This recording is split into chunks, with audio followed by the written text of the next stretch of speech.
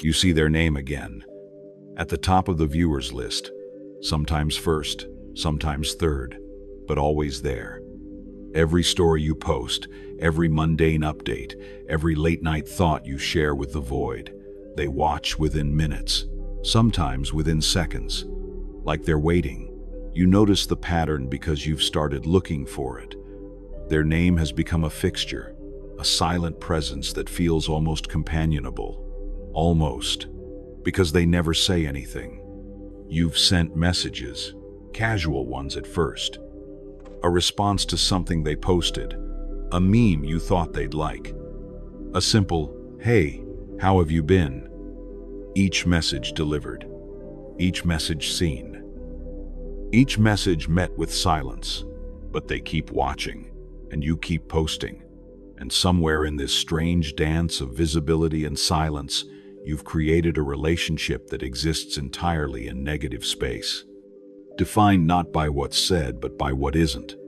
Not by presence, but by proximity. Not by connection, but by the ghost of it. And the question you can't stop asking yourself, if they care enough to watch, why won't they talk to you? This is about the people who see everything but say nothing. This is about the psychology of people who never reply but always watch your story. There's a specific kind of intimacy that happens through stories, not the intimacy of conversation or shared experience, but something stranger, the intimacy of permitted observation.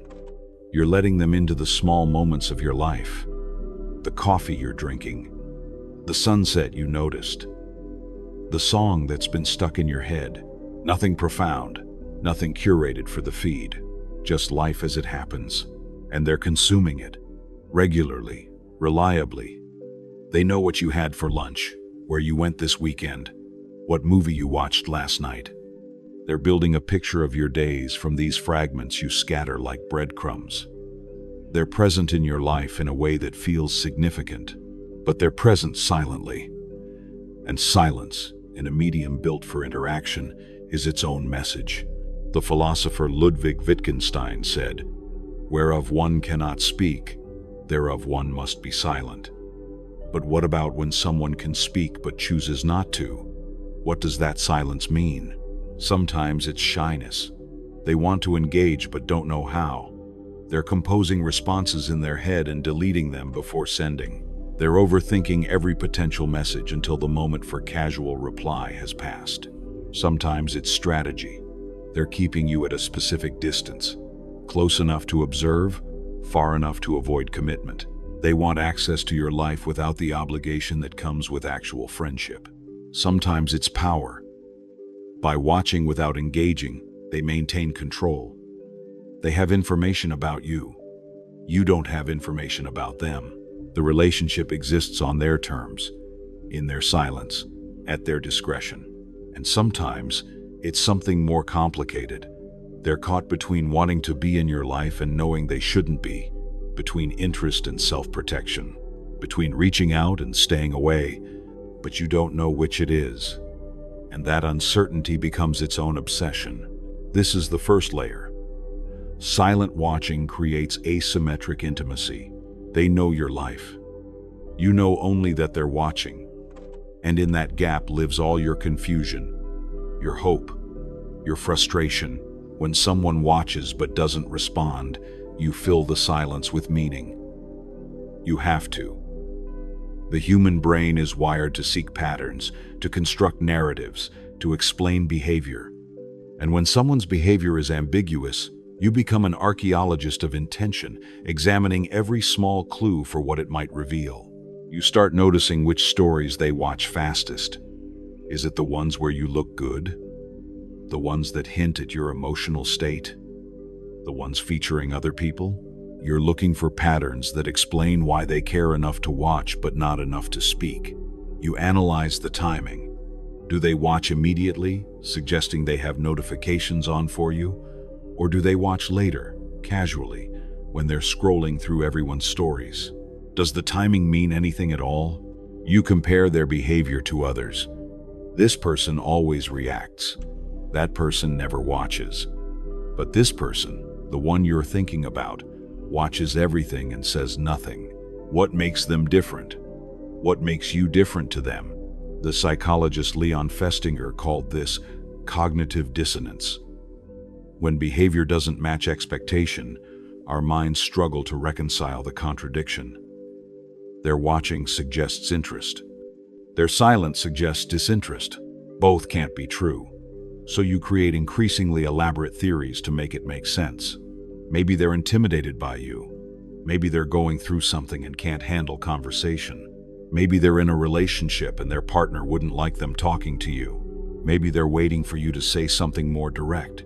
Maybe they don't realize you've messaged them. Maybe they're just busy. Or maybe they simply don't want to talk to you. But they want to watch you. And that possibility, that they're choosing observation over interaction deliberately, is the one you keep circling back to and retreating from. Because if it's true, it means you matter enough to monitor but not enough to engage with.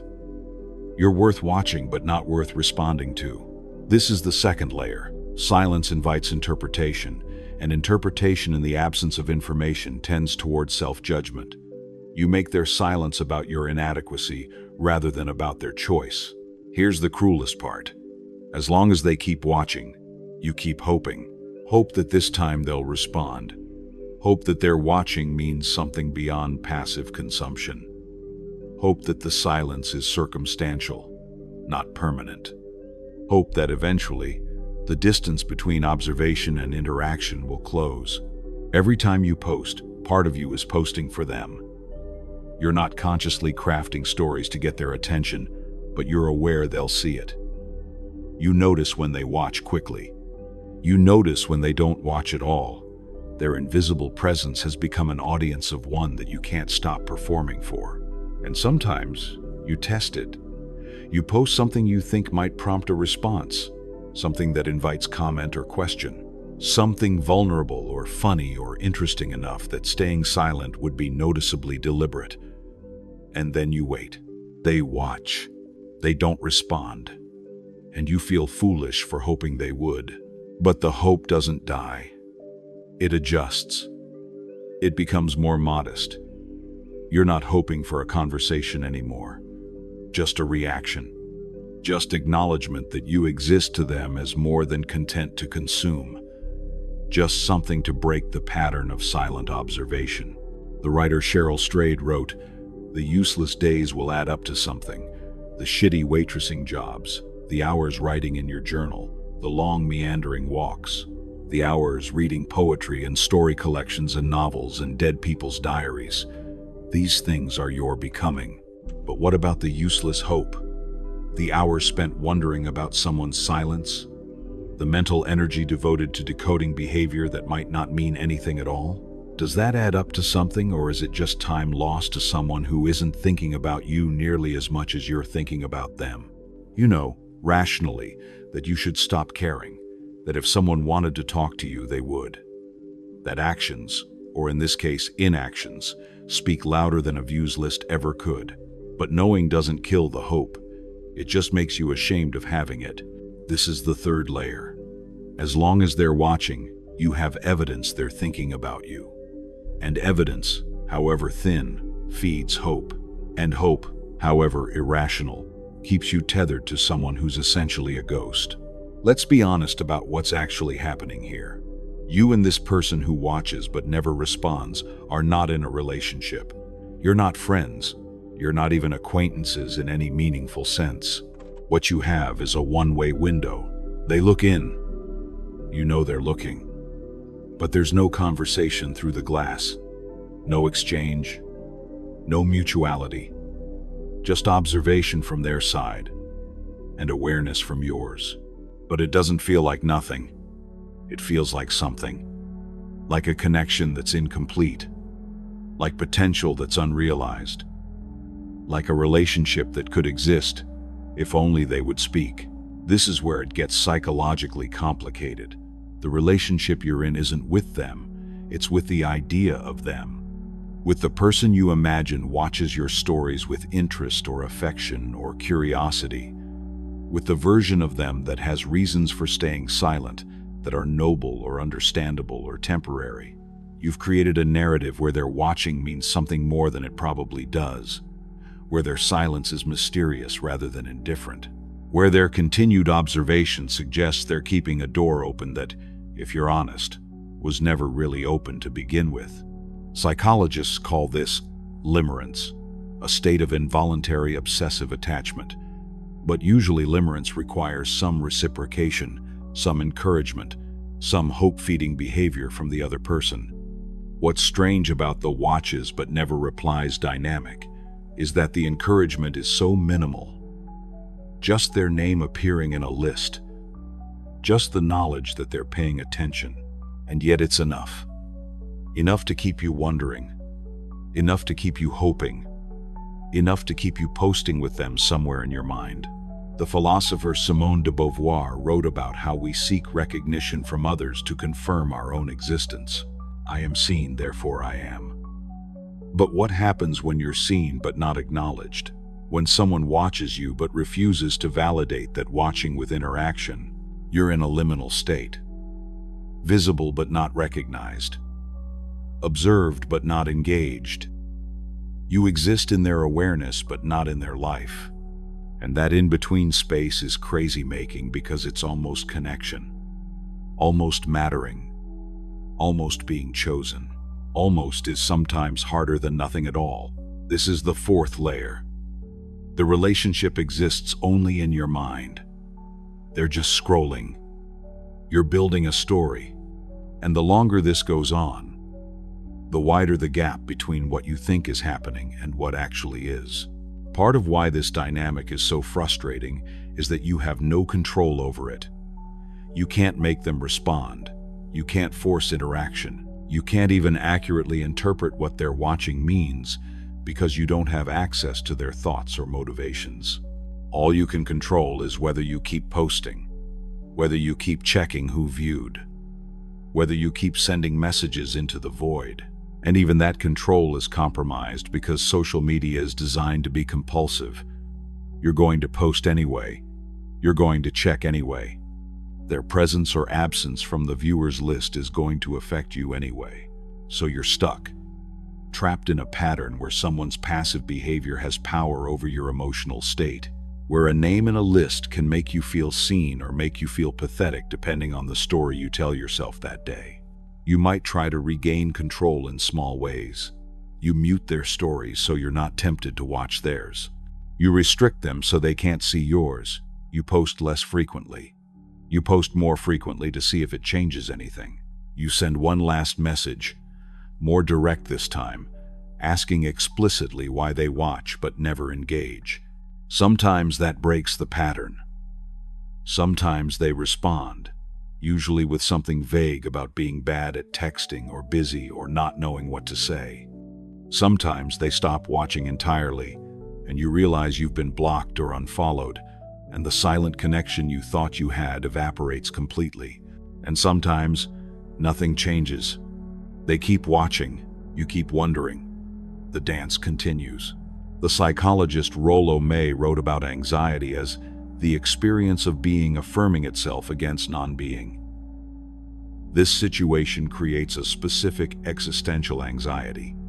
You're trying to affirm that you matter to this person, that the watching means something, that there's a connection here worth your emotional investment, but you're doing it against the overwhelming evidence of their silence, their non-engagement, their refusal to transform observation into relationship. You can't win this one, because it's not actually a game you're playing together. It's a game you're playing alone while they go about their day, occasionally glancing at your life the way you might glance at a magazine in a waiting room, mildly interested but not invested, present but not participating. This is the fifth layer. The watching gives them power they didn't ask for and probably don't want, and you've given them that power by caring about their attention, by making their silence mean something about your worth. Let's talk about why you post stories in the first place. On the surface, stories are casual, ephemeral, low-stakes ways to share moments without the permanence and pressure of the feed. But psychologically, they're auditions for attention. Every story is a small broadcast asking, does anyone care about this? Does anyone care about me? And the viewers list is your answer. These people cared enough to tap. These people are paying attention. And when someone consistently shows up on that list, they become part of why you post. Not the whole reason, but part of it. You're showing your life to the people who watch your life, and their watching validates that your life is worth watching. But this person who watches and doesn't reply complicates the validation. They're giving you attention but withholding affirmation. They see you but don't confirm that seeing with interaction. It's recognition without relationship, visibility without value. And that half validation is sometimes more painful than being ignored completely, because if they didn't watch at all, you could dismiss them. You could assume they're not interested, they don't care, they've moved on. But they do watch, so they must care about something. You just don't know what. Maybe they're watching out of habit. Maybe you're just part of the rotation of stories they go through mindlessly. Maybe they're not thinking about it at all, while you're thinking about it constantly. Or maybe, and this might be the hardest possibility to accept, they like having access to your life without the responsibility of being in it. They want the information without the intimacy, the observation without the obligation. They want to watch you the way you watch a show. Interested in what happens next, but not invested enough to affect the outcome. And if that's true, if you're content to them rather than connection, then every story you post hoping they'll finally respond is just feeding a dynamic that doesn't serve you. You're giving away pieces of your life to someone who's collecting them without offering anything in return. This is the pattern you have to break. Not by forcing them to respond, which you can't do, but by changing what their watching means to you, by reclaiming your stories as yours, not performances for an audience of one who won't even clap. Here's what changes when you stop caring whether they watch or not. When you stop checking the viewers list for their name, when you stop crafting stories with them in mind, when you let go of the hope that their silent observation will someday become something more, you get your attention back. All that mental energy you were spending on decoding their behavior, on wondering what it means, on hoping for a response, it returns to you, and you can use it for things that actually matter, for people who do respond, for connections that are mutual. You stop giving them power they didn't earn. Their watching becomes what it actually is, a passive action that says nothing definitive about their feelings toward you. It's not intimacy. It's not connection. It's just tapping a screen. You post for yourself again, for the friends who do engage, for the joy of sharing rather than the hunger for specific validation. Your stories become yours again instead of auditions for someone who's not even paying for a ticket. And sometimes, when you stop performing for them, they disappear from the viewers list. Not because you blocked them, but because they were only interested when they thought you were interested in their interest. When you stop caring, there's nothing to watch for. Other times they keep watching, and it stops bothering you because you've realized that what other people do with their attention is not your responsibility or your concern. They can watch or not watch, respond or not respond, and none of it defines your worth. The writer Anne Lamott said, "Expectations are resentments under construction." Every time you expected this person to respond and they didn't, you built a little resentment. Toward them for being silent, toward yourself for caring, toward the whole dynamic for being confusing and painful and unresolved. Letting go of the expectation doesn't mean you wouldn't welcome a response. It just means you stop organizing your emotional life around whether it comes. You stop letting their name in a viewer's list be the thing that determines whether posting felt worth it. You free yourself from a one-sided dynamic by accepting it for what it is and deciding it doesn't matter. This is the shift, from wondering what their watching means to knowing it doesn't have to mean anything about you, from hoping they'll change to changing how much power you give their silence. At the end of the day, someone who watches your stories but never responds is making a choice. Maybe not a conscious, deliberate choice. Maybe just the path of least resistance. But it's a choice nonetheless. They're choosing observation over interaction, passive consumption over active engagement. whatever comfort or interest they get from seeing your life over whatever discomfort or obligation would come from being in it. And that choice tells you something. Not that you're unworthy of connection, but that they're not available for the kind of connection you want. That what they're offering, silent spectatorship, is not what you need. That this dynamic, however much you've analyzed it and hoped it would change, is not serving you. You deserve people who watch your stories and also care enough to be part of them, who see your life and want to share theirs, who don't leave you guessing what their attention means because they tell you. You deserve mutuality, reciprocity, connection that's clear rather than ambiguous. People who don't make you feel crazy for wanting basic interaction. The person who watches but never replies is not giving you that. And continuing,